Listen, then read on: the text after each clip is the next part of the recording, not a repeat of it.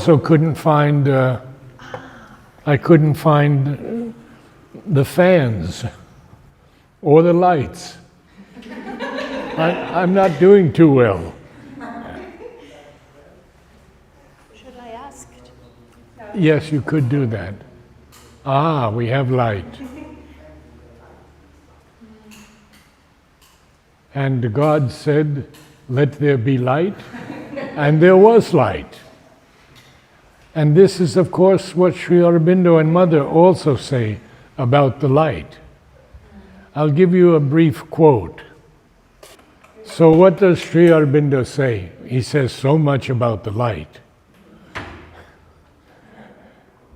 In this magnificent quote, one of the greatest I've ever read, he says, "Our sense, by its incapacity, has invented darkness. In truth, there is only light. But it is a light that is either above or below our poor human vision's limited range." And then he says further,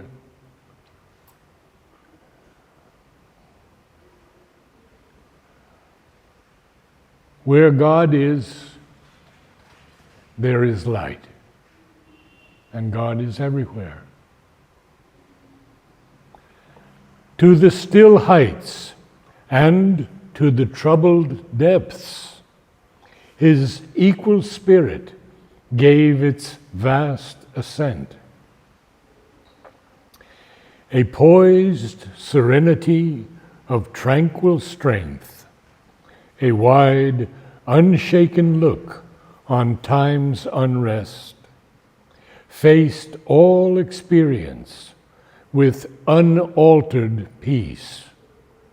So Sri Aurobindo is telling us here, and of course we know that Ashwapati is a pseudonym for Sri Aurobindo, and he's explaining his experiences to us.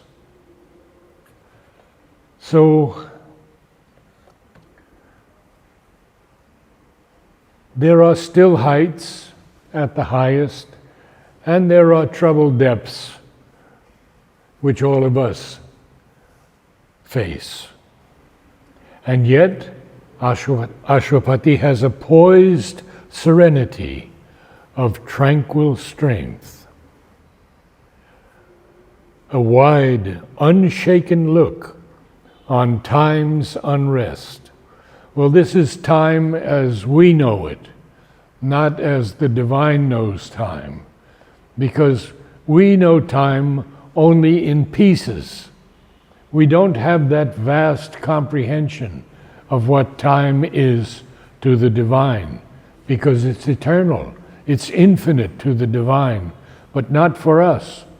Oh, it's time for my lunch. Oh, it's time for me to go here. I lost track of the time. We have so many statements like that about time, because for us, it's a limited thing. It's not a vastness. So he has a wide, unshaken look on time's unrest, faced all experience with unaltered peace. Now, this is a very interesting passage. Indifferent to the sorrow and delight, untempted by the marvel and the call, immobile, it beheld the flux of things. Calm and apart, supported all that is. His spirit's stillness helped the toiling world. And this is so powerful, because if Ashwapati would be affected by the things that affect us, by wars, by anger, then he could not help us. The divine has to be untempted by all of these things. He has to be indifferent to the sorrow and delight. Because above, in those spiritual realms, there is no sorrow, and delight is pure ananda. Calm and apart, supported all that is. His spirit's stillness helped the toiling world. I tell you, these lines are so magical and so mystical. Inspired by silence and the closed eye's sight, his force could work with a new luminous art on the crude material from which all is made. And the refusal of inertia's mass and the gray front of the world's ignorance and nescient matter and the huge error of life. Well, we do see this huge era of life taking place. Why? Well, there's no harmony. We seek for harmony with this mind, but the mind is incapable of bringing it about. We seek for peace in this vital nature, this nature of the life force, but it's always looking here and there, searching for this desire, this need, this want. So we see here that there's a gray front of the world's ignorance. Now this word front here means that he is facing that ignorance. And he is also working with a new luminous art on the crude material from which all is made. Well, this crude material is matter. And matter is almost totally inert. But we know that there is a conscious force in everything, in every plant, in every flower, in every being. And so he's working on all of these things, even this refusal of inertia's mass. Inertia doesn't want to do anything. It just wants to lie flat and be still, unmoved by anything. So now Sri Aurobindo is going to tell us, as a sculptor chisels a deity out of stone, and all of us are familiar with the magnificent works that have been created during that period in Europe. As a sculptor chisels a deity out of stone, he slowly chipped off the dark envelope, line of defense of nature's ignorance, the illusion and mystery of the inconscient, in whose black pall the Eternal wraps his head, that he may act unknown in cosmic time. Yes, these are challenging lines, but we can look at them carefully and slowly try to understand them. In another place in Savitri, Sri Aurobindo speaks about us and how the divine has to chip away at our ignorance and reveal what is truly within us, which is himself. So some of us, Sri Aurobindo says, he can mold if we are plastic enough. Others, if we're rigid, he has to chip away. So here's the line. He slowly chipped off the dark envelope. The dark envelope is the ignorance that we live in. We have not yet risen to the spiritual planes of consciousness, and I have often talked about these. We live in body, in the life energy, Chit Shakti, and mind. But that's the plane of ignorance. And only if we can rise above that, beginning with the higher mind that has some vision of the truth, the illumined mind which has a greater vision of the truth, and lastly, the intuitive mind which shines a wide light on everything. Beyond that is the supermind. And that's what Sri Aurobindo and the Mother brought down to the earth. It was not heard of before. In fact, when Sri Aurobindo was in jail, Vivekananda came to him and told him about the supermind. Told him that it was going to come down through him.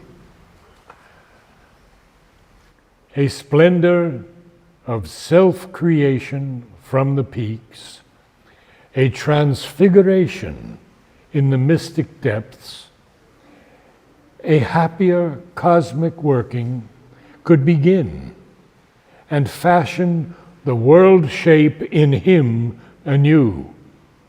God found in nature, nature fulfilled in God.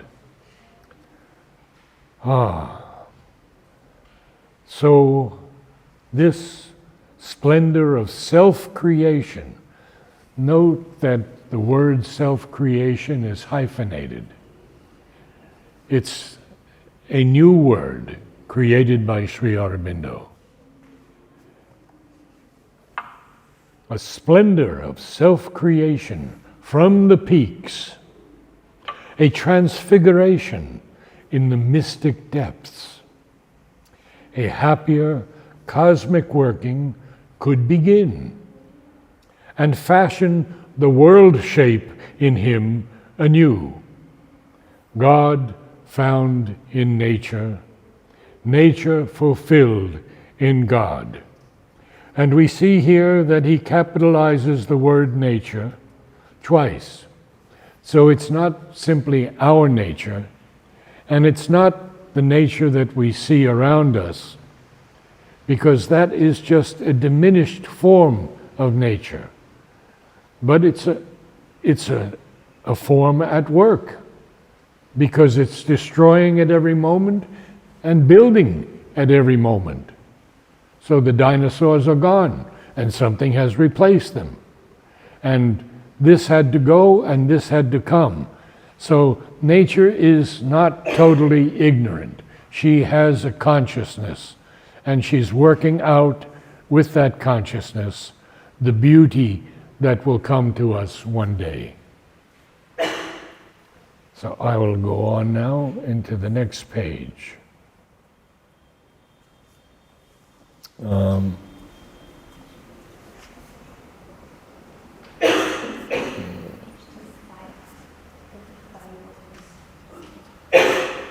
No, it's got to be 36, I think. 36. 36. 36. 1 minute now. Here. No, I've done that already. This is the messed up part. Okay, so I'll go 37, I think. But you're gonna miss 36 then. Okay. We ended with the line, God found in nature, nature fulfilled in God. 37. And of course, we're still in the book of beginnings, the first great book, which Sri Aurobindo redid 100 times. Imagine that. And I have seen all these fascicles. And why did he do it? Oh, everyone felt this is the divine Sri Aurobindo. But he said he wanted to experiment with poetry, not for poetry's sake, but to see how far he could evolve and bring that evolution into poetry. So now we see God found in nature, nature fulfilled in God. Now, what I have done in the lexicon of an infinite mind, I had worked with my wife to go through all the books of Sri Aurobindo and the Mother and find the definitions he gave for various phrases or terms. And so I have put them into the lexicon so that we can know a little deeper what nature really is. And I will take just a few minutes and share with you a few lines. First, from the Synthesis of Yoga, one of the great books of Sri Aurobindo. An active force of conscious being which realizes itself in its powers of self-experience, its powers of knowledge, will, self-delight, self-formulation, with all their marvelous variations, inversions, conservations, and conversions of energy, even perversions, is what we call Prakriti, or nature, in ourselves as in the conscious, as in the cosmos. And then in the Life Divine, he says, all nature is simply the seer will, the knowledge force of the conscious being at work to evolve in force and form all the inevitable truth of the idea into which it has originally thrown itself. The idea is capitalized here, and he often uses the term real idea or idea as synonymous with the supramental. In his essays, Divine and Human, for nature is nothing but the will of God in action. Now we're back to Ashwapati. Already in him was seen that task of power. Life made its home on the high tops of self. His soul, mind, heart became a single sun. Only life's lower reaches remained dim. But there too, in the uncertain shadow of life, there was a labor and a fiery breath.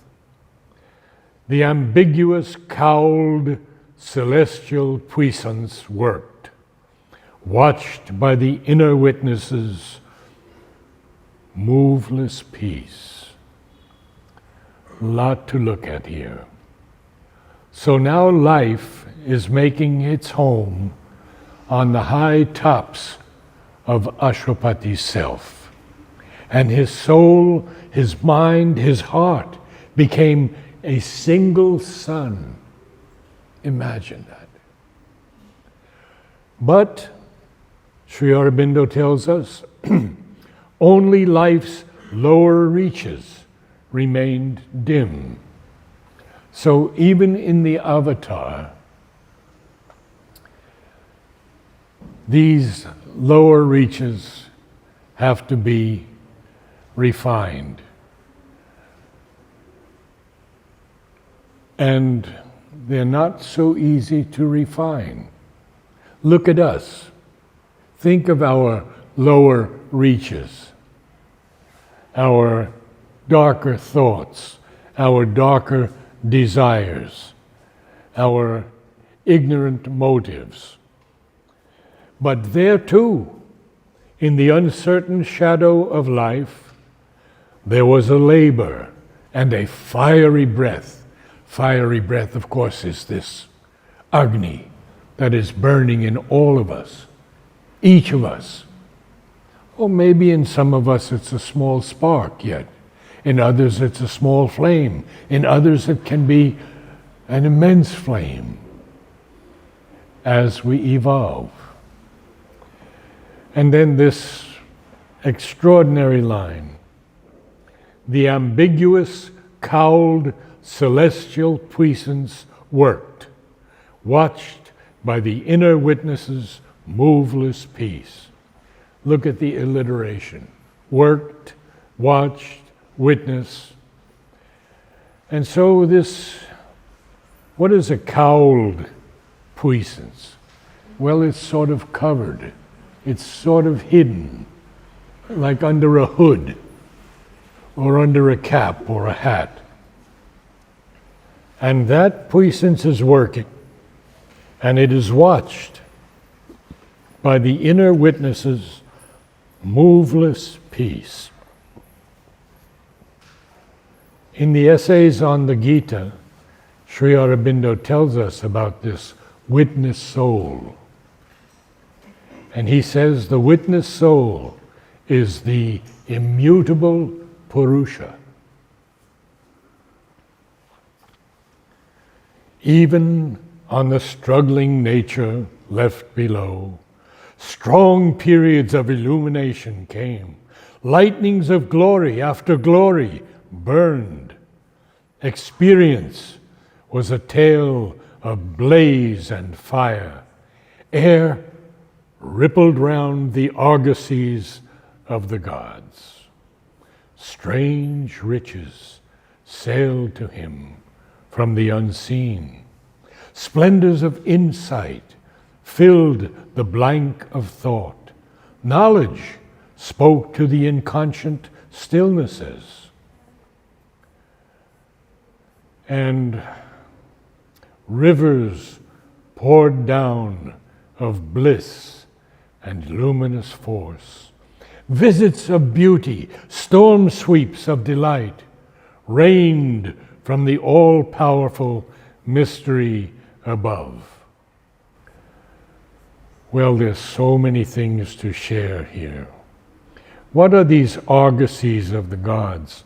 Well, we know argosies to be fleets of large merchant ships, especially with rich cargo. So he's feeling all of this happening in him, these lightnings of glories, these experiences, these illuminations, these strange riches, these splendors of insight. And then he says, knowledge spoke to the inconscient stillnesses. And here I have to share with you Sri Aurobindo's definitions of knowledge. In the Synthesis of Yoga, he says, a concentration which culminates in a living realization and the constant presence of the One in ourselves, and in all of which we are aware, is what we mean in yoga by knowledge and the effort after knowledge. Again, in the Synthesis of Yoga, knowledge is not a systematized result of mental questionings and reasonings, not a temporary arrangement of conclusions and opinions in the terms of the highest probability, but rather a pure self-existence and self-luminous truth. And he writes in one of his thousands of letters to his disciples, knowledge, by knowledge, we mean in yoga, not thought or ideas about spiritual things, but psychic understanding from within and spiritual illumination from above. There is so much more on knowledge that we could share, but we'll move on a little. And if you have any question, please ask. Just raise your hand or call out. Yes. I was wondering if you could please explain. Now you'll have to speak a lot louder for me, sorry. Sorry. Please could you explain the meaning of inconscient? Inconscience. Yes, there are many, many times when Sri Aurobindo speaks to us about inconscience. Inconscience is not the subconscious. There is in the inconscious a groping knowledge that has to be brought out into consciousness, into awareness. And when we are in the inconscious, we are truly in the ignorance. But now we're going to see in this line something new. Thence stooped the eagles of omniscience. I told you a little bit about the lexicon of an infinite mind, which will be available now, is available at VAC, and will be available at Sabda. Yes, another. Here also, in Savitri. And here also, okay. Well, I would go to the, how shall I say, to those who are much higher in realization. Nolini, Purani, Aurobindo Basu, Pavitra, and those great minds, and recent ones also, Alokpande. So here are what they tell us about the eagles of omniscience. First, Alok. These are the messengers of truth and light that stoop down from the empire of the supramental sun and fill the aspirant to truth with intuitive insights. Nolini, who used words very carefully, says, it is the image of the powerful soaring of the divine. Thence stooped the eagles of omniscience. A dense veil was rent, a mighty whisper heard, repeated in the privacy of his soul, a wisdom cry from rapt transcendences, sang on the mountains of an unseen world, the voices that an inner listening hears, conveyed to him their prophet utterances, and flame-wrapped outbursts of the immortal word, and flashes of an occult revealing light approached him from the unreachable secrecy. A lot to cover here, and probably that will take much of our time.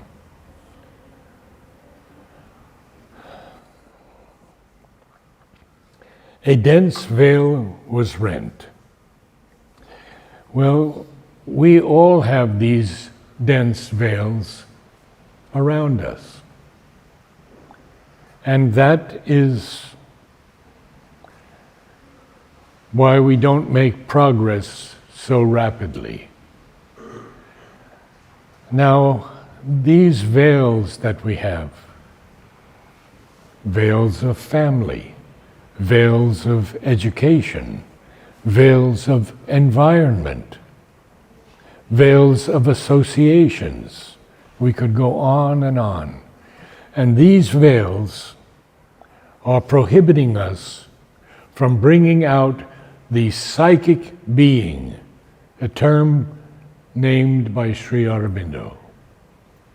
The psychic being is the true soul in us that is always perfect. So Sri Aurobindo wrote to a disciple on his birthday, "A veil behind the heart, a lid over the mind, keep us from the divine. Love and devotion rend the veil, and in the quietude of the mind, the lid thins and vanishes." A dense veil was rent.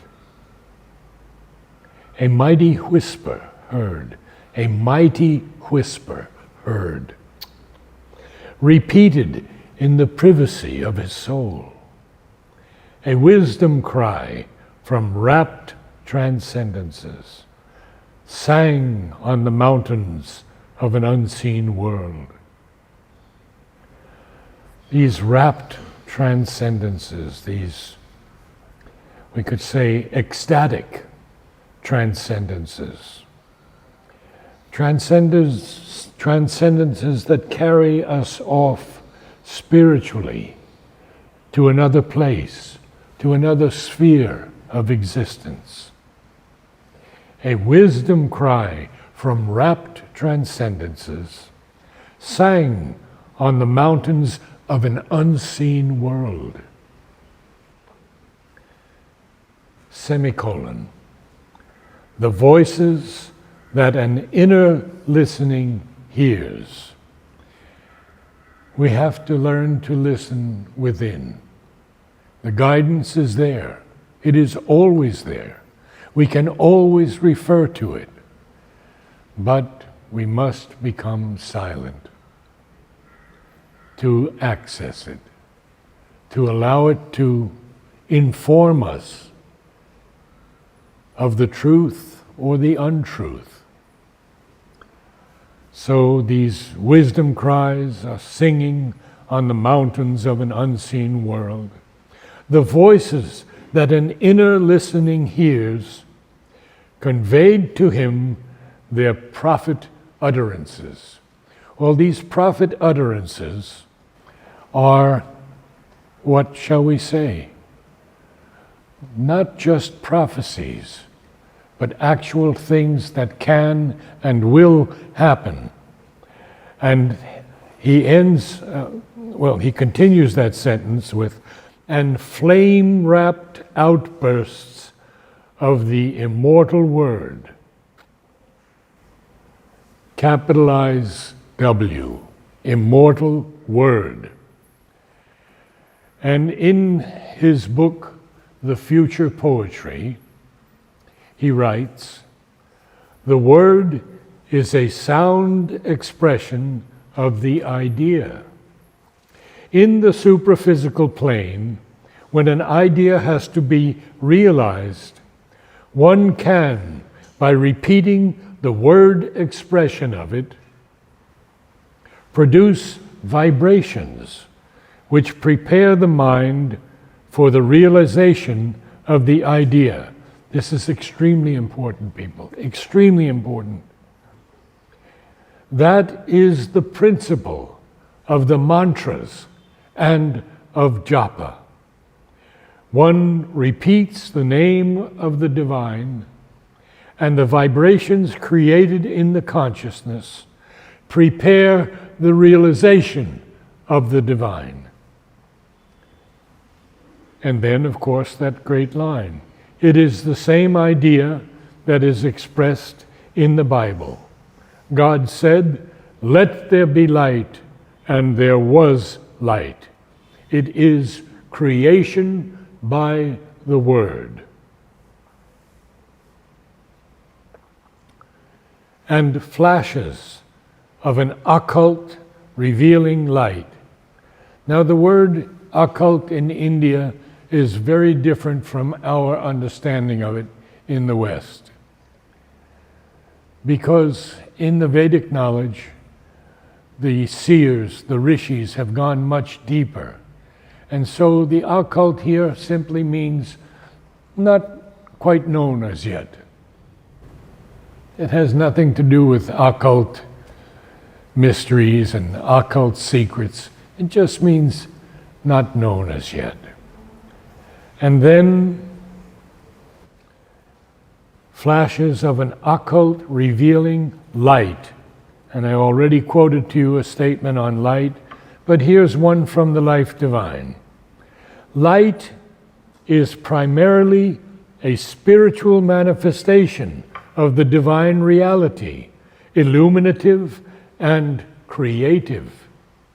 Material light is a subsequent representation or conversion of it into matter for the purposes of the material energy. And this quote from the mother was sent to my dear friend Dimitri van Morenschild, who lived in the ashram and passed away at 100. He lived in Golkund. What did Mother write to him? The light is everywhere. The force is everywhere. And the world is so small.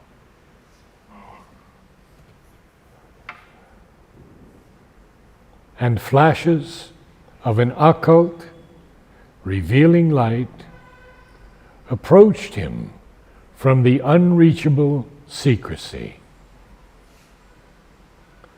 And inspired knowledge sat enthroned within, enthroned as if on a throne.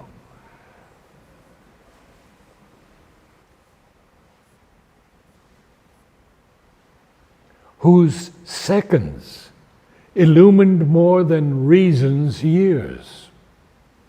An ictus of revealing luster fell, as if a pointing accent upon truth. And I have to stop here because I have so many things to quote. An ictus. An ictus is a beat or a stroke. We have it in music. Musicians know it very well. In music and prosody, in other words, poetry, the stress or accent marking the rhythm, the intensity of delivery, which distinguishes in poetry one syllable or note from others. As if a pointing accent upon truth. And here again, I have to quote some things so that we can understand a little more deeply truth. From a letter of Sri Aurobindo on yoga. Science started on the assumption that the ultimate truth must be physical and objective.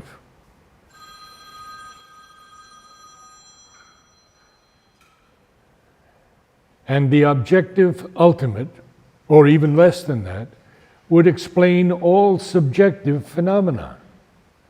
Yoga proceeds on the opposite view, that the ultimate truth is spiritual and subjective.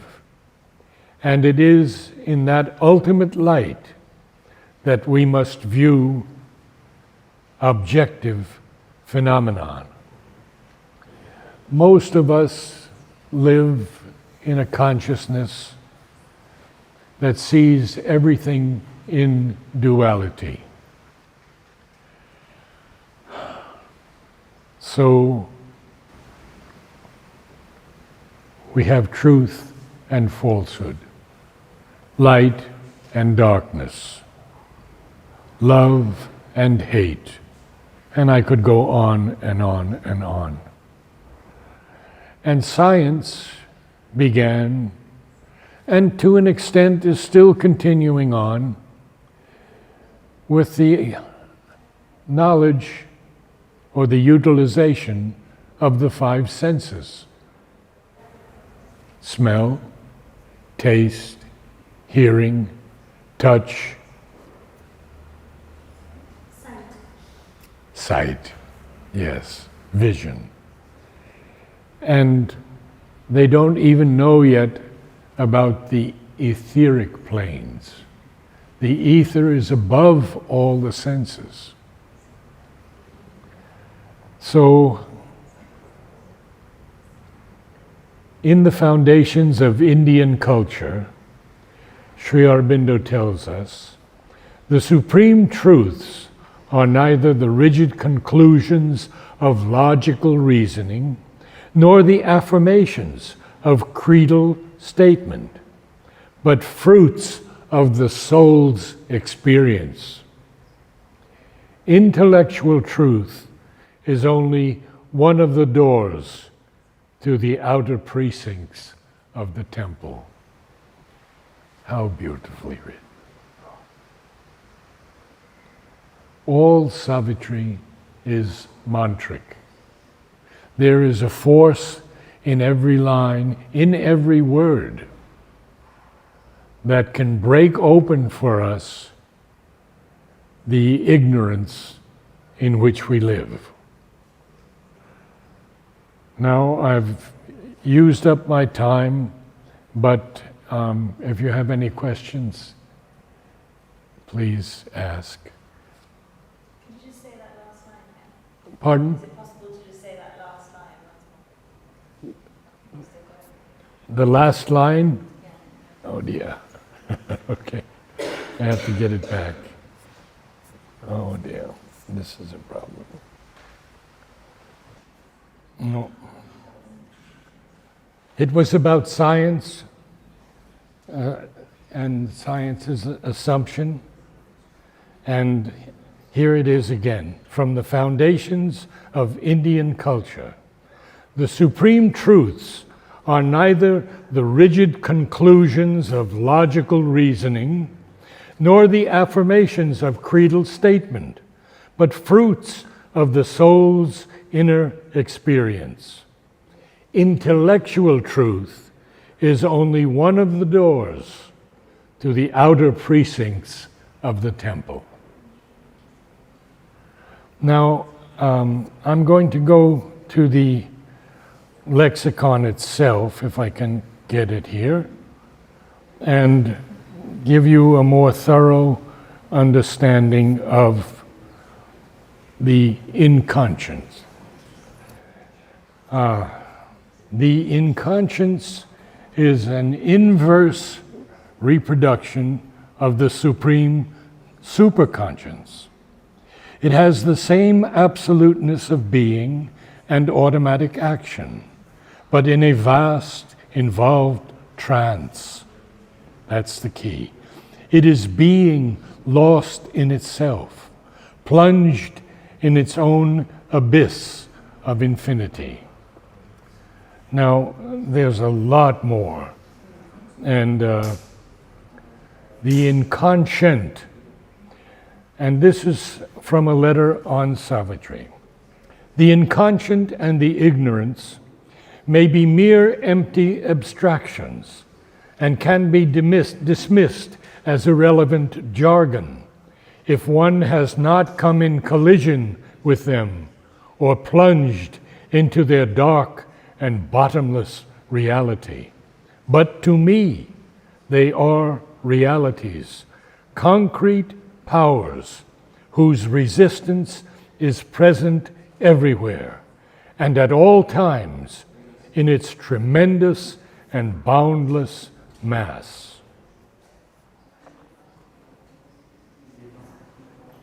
The body, we have said, is a creation of the inconscient, and itself inconscient, or at least subconscient, in parts of itself, and much of its hidden action.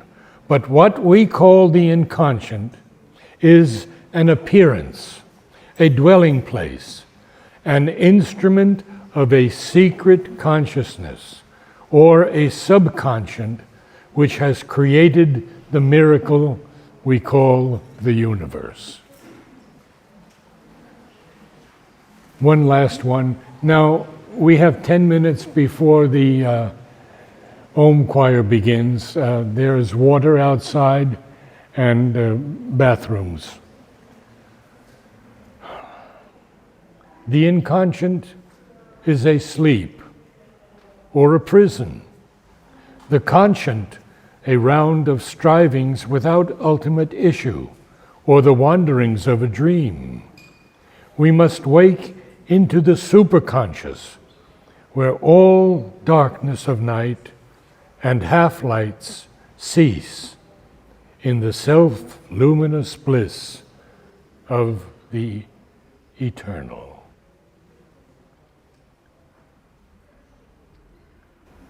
It is a great honor for me to share with you Savitri, because it has enabled me to grow far above my petty self.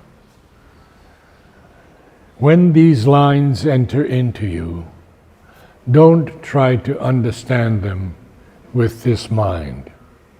Allow them to penetrate into your deepest heart of being, and eventually, after numerous readings, you will begin to understand them as you never could before with a limited mind.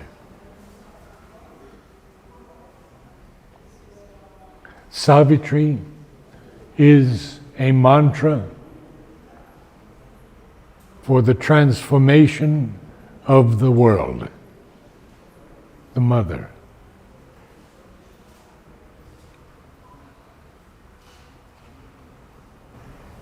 We have 7 minutes. Any questions?